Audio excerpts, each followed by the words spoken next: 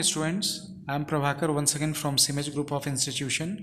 Today we are going to study about bureaucratic approach of management, and in this bureaucratic management approach we are going to mainly see the contribution of Max Weber, and at the same time we'll try to understand what actually the bureaucratic approach is there, which comes under classical theory of management. If we see the second slide, here we can find out different characteristics of the bureaucracy which has been given by max weber, और उसमें उन्होंने बताना चाहा है Max Weber ने कि different ये जो हायरार्कियल मैनेजमेंट स्ट्रक्चर है that is very much imperative for the organizational function. If any organization wants to function in a proper manner, definitely it should maintain the proper hierarchy in that organization. मतलब hierarchy की बात उन्होंने की है यहाँ पे. hierarchy का मतलब है कि there should be a proper designation and cadre and it should be divided in a bottom line to upward direction. मतलब ये है कि एक ऐसी कैटेगरी बनानी चाहिए जिसके ऊपर जो है हायरार्की रहे और जिसकी में जो है reporting structure just bottom to top level तक जाए, टॉप टू बॉटम इंस्ट्रक्शंस आए और बॉटम टू टॉप जो है रिस्पॉन्सेज जाए, but it should be in a proper manner. उस हायरार्कियल मैनेजमेंट स्ट्रक्चर की बात जो है मैक्स वेबर ने किया है. Then he talked about division of labour also. In this division of labor, he was emphasizing about the different departments which are required for certain kind of work which must be executed as far as the different departments are concerned. If you talk about HR department, their roles and responsibilities are different compared to production department. Then the roles and responsibilities which are related to production department, that is totally different from marketing department. So in that max Weber ने जो है division of labour की बात की है and उसमें उन्होंने बोला कि स्किल्ड अप्रोच होनी चाहिए किसी भी काम को एग्जीक्यूट करने में. Then he talked about formal selection process, जो कि जो है साइंटिफिक मैनेजमेंट में एफ.डब्ल्यू. टेलर ने भी कहा था selection process should be formal and it should be systematic also. Then he talked about career orientation, जिसमें उन्होंने बताया कि एम्प्लॉयज़ को जो है करियर स्टेजेस प्रोवाइड करने चाहिए so that they can feel motivated. At the same time they should understand what hierarchical structures are there inside the organization and after performing in a good manner how can they get the good positions as far as organization is concerned. So that's why career orientation should be there. Then he talked about formal rules and regulation. Max Weber ने जो है formal rules and regulations की बात करी.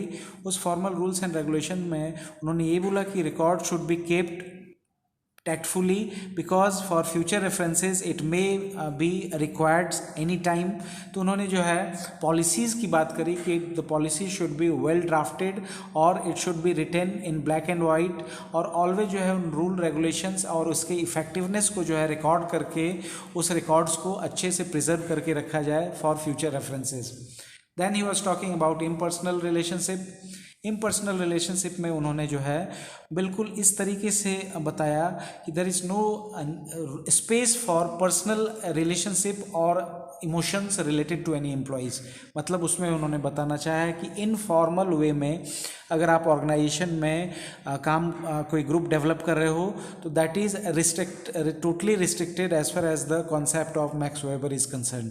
इसमें उन्होंने बताया कि in the organization there should be only professional relationship and there should be only one group that is called formal group. इसमें उन्होंने इम्पर्सनल रिलेशनशिप को बिल्कुल अवॉइड करने की बात करी. Then he talked about administrative class also. Administrative class का मतलब है कि those who are looking after administrative activities. Max Weber ने इसमें बताना चाहा कि एडमिनिस्ट्रेटिव क्लास का जो है उनको प्रॉपर वे में रिक्रूट करना चाहिए फॉर लॉन्गर टेन्योर, और उसके बदले में उनको सैलरी भी देनी चाहिए, और एट द सेम टाइम वो एडमिनिस्ट्रेटिव क्लास जो है डिफरेंट ऑपरेशनल एक्टिविटीज़ का प्रॉपर कोऑर्डिनेशन करेंगे. They are going to coordinate all the activities related to the organization so that effective use of productivity can be done, and at the same time जो है organisation की objectivity भी जो है achieve किया जा सका.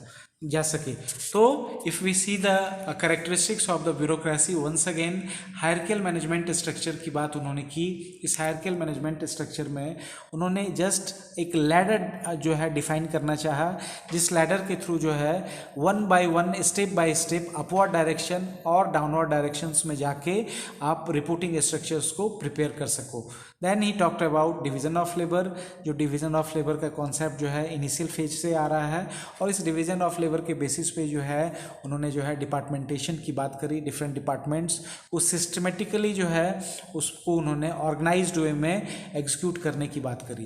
Then for the employees growth purpose उन्होंने फॉर्मल सिलेक्शन प्रोसेस और करियर ओरिएंटेशन को बताया, so that employees can feel motivated as far as organization is concern, and उस प्रोस्पेक्ट में वो आगे बढ़ सकते हैं।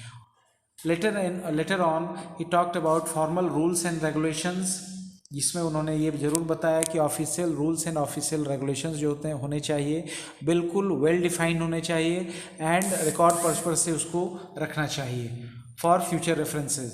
And in last impersonal relationship, where he talked about informal relations और इमोशंस को उन्होंने डिसाइड किया। He decided informal relationship and emotions, and only he said कि there should be only formal relationship as far as organization is concerned। Organization में सिर्फ formal relationship ही होने चाहिए and professional relationship होने चाहिए। उन्होंने कोई भी स्पेस क्रिएट नहीं किया इनफॉर्मल रिलेशनशिप्स का। So these are the different characteristics of bureaucratic approach of management. Mainly Max Weber ने इसमें कंट्रीब्यूट किया, that's why this theory is more close to the concept of Max Weber bureaucratic approach. So students, thank you very much. In next session I will come with neoclassical approaches, in which we are going to study human relation approach and Hawthorne experiment, which are going to give the proper foundation of human relation approach. Thank you so much students. Thank you.